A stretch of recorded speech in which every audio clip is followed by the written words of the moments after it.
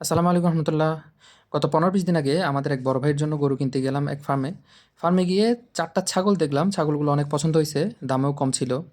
পরে ছাগলগুলো কিনে নিয়ে চলে আসলাম। এখানে দেখতেই পারছেন ভিডিওতে ৩ টা ছাগল আছে। পরবর্তীতে যদিও বা আমরা একটা ছাগল বিক্রি করে দিছি। ৩ টা ছাগলের মধ্যে এই ছাগলটা ছিল হচ্ছে এটা ওদের বলাই ছিল ১৫-২০ দিন পরে বাচ্চা দিবে ওরকম আমাদের বলে দিয়েছিল। পরে আমরা তো ১ম বারের মতো ছাগল পালতেছিলাম। আমাদের তেমন কোনো আইডিয়া ছিল না ছাগল বা বাচ্চা কীভাবে দেয় বা বাচ্চা আমরা কীভাবে করব। আমাদের গরুর জন্য যদিও বা সবকিছু রেডি ছিল বা গরু বাচ্চা দিলে কী করব বা কীভাবে কী করব সবগুলো রেডি ছিল। কিন্তু ছাগলের ক্ষেত্রে আমাদের ওই আইডিয়াটা ছিল না। ছাগলের উলানের অবস্থা থেকে মনে করছিলাম ৩-৪ দিনের মধ্যেই ছাগল বাচ্চা দিবে। এদিকে ছাগলকে দেখে মনে হয়েছিল হয়তো বাচ্চা দিতে পারে ওই সিচুয়েশনে। কিন্তু ঘন্টাখানেকের মধ্যে দেখি বাচ্চা দিয়ে দিল। হাতের কাছে কোনো কিছু ছিল না। ১ম বারের মতো ছাগলের বাচ্চা দিছে। আসলে আমরা বুঝতে পারিনি আসলে কী করব। আলহামদুলিল্লাহ এখন ছাগল আর ছাগলের বাচ্চা সুস্থ আছে আলহামদুলিল্লাহ।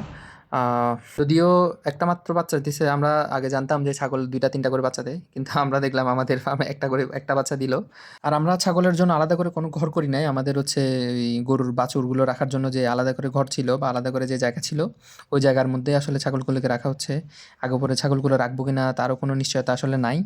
তবে ভাল লাগছিল, কম দামে পাইছিলাম সেজন্যই নিয়ে আসা। এখন দেখি আসলে ছাগল কতদিন রাখা যায়। আ আমাদের ছাগলগুলোর জন্য দোয়া করবেন, আমাদের জন্য দোয়া করবেন। আসসালামু আলাইকুম ওয়া রাহমাতুল্লাহি ওয়া বারাকাতুহু।